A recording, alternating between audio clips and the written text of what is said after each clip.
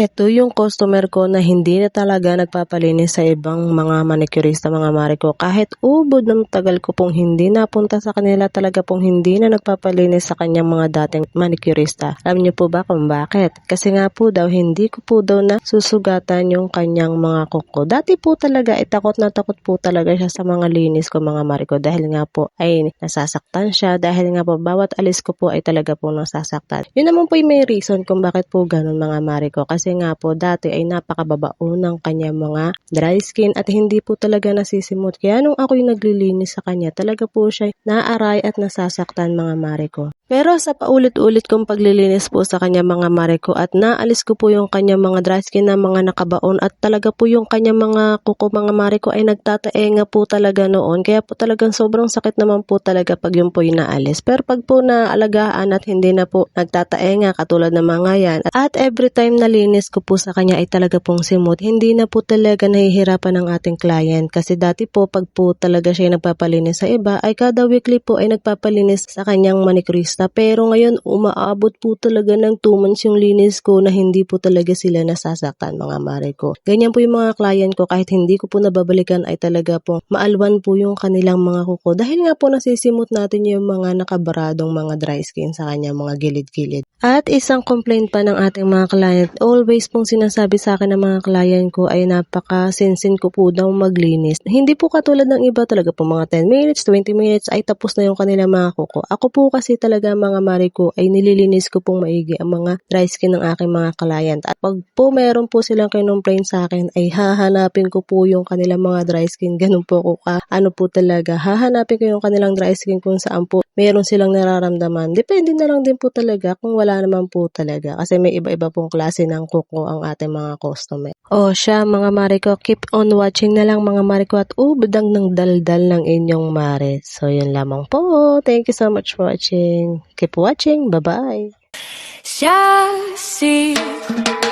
Siasil Estinopo de los Reyes, ang taong sagot sa kuko mong nalulumbay. Isang tawag mo lang siya'y paparihan, upang ngayong pagod na kuko ay papagandahin.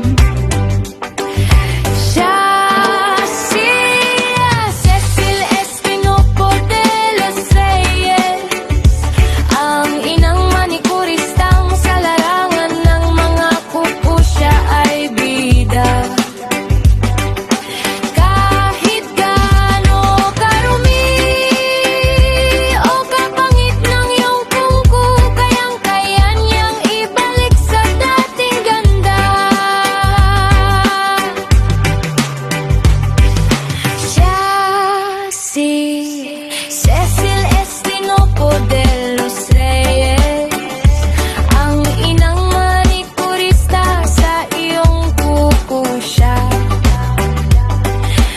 ang inyong doktor. Cecil Estinopo de los Reyes,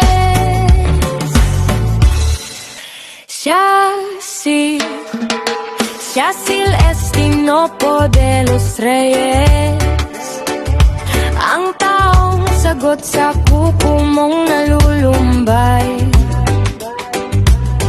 Isang tawag mo lang siya'y paparihan, upang ngayong pagod na kuko ay papagandahin.